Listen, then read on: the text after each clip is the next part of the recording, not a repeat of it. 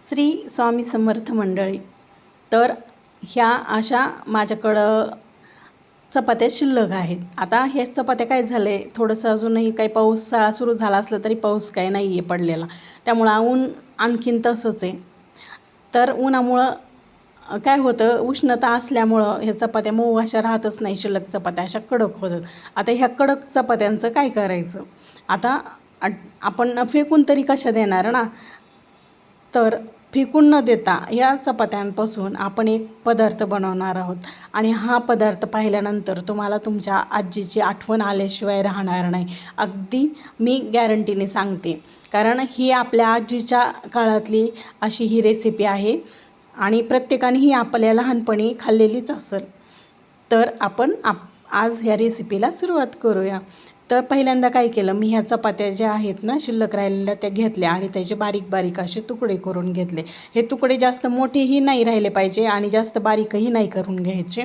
नंतर आता इथं मी गॅसवर पातेलं मांडून घेतले. त्याच्यामध्ये मी 1 वाटी गूळ असा चिरून घेतलेला आहे आणि तो घातला आहे. नंतर त्यामध्ये थोडं कमी नाही ते 1 तांब्या पाणी मी ते पातेल्यामध्ये घातले आणि आता काय करायचं, त्याचं चांगलं असं गुळवणी तयार करून घ्यायचं. आता आपलं इथं गुळवणी तयार झालेली आहे, चांगली उकळी फुटलेली गुळवण्याला. आता आपण हे गाळून घेऊयात. गाळून घेतल्यामुळं काय होतं, गुळामध्ये जर काही कचरा वगैरे असला तर तो वरती राहतो गाळणीच्या आणि आपल्या त्या गुळवण्यामध्ये तो जाणार नाही. याच्यामुळं काय करायचं, गुळवणी कधी पण गाळून घेत जायचं. आता ही कढईमध्ये आपण हे गुळवणी गाळून घेतलेलं आहे आणि ही कढई पुन्हा मी गॅसवर मांडून ठेवलेली आहे. आता त्याच्यामध्ये आपण काय करूया, विलायची घालून घेऊयात.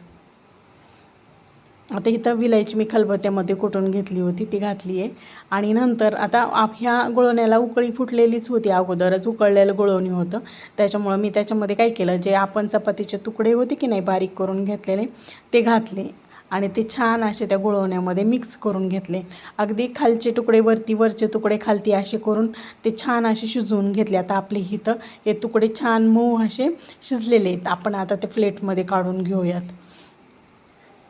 तर आपण इथं प्लेटमध्ये हे तुकडे काढून घेतलेत. आता ह्या तुकड्यांच्या वरती अशी मस्त दुधाची धार घालायची आणि वरतून तुपाची पण धार, दूध घालून आणि तूप घालून काय लागतात हे तुकडे आणि काय करायचे, दूध आणि तूप घातल्याच्यानंतर मस्त असे वर पाहिजे आणि काय अप्रतिम लागतात म्हणून सांगू. तर तुम्हीसुद्धा असे शिल्लक चपातीचे तुकडे कधी करून पाहिलेत का? तर मला कमेंटमध्ये नक्की सांगा आणि व्हिडिओ जर आवडला तर एक लाईक करायला काहीच हरकत नाही. पुन्हा भेटू नवीन व्हिडिओमध्ये.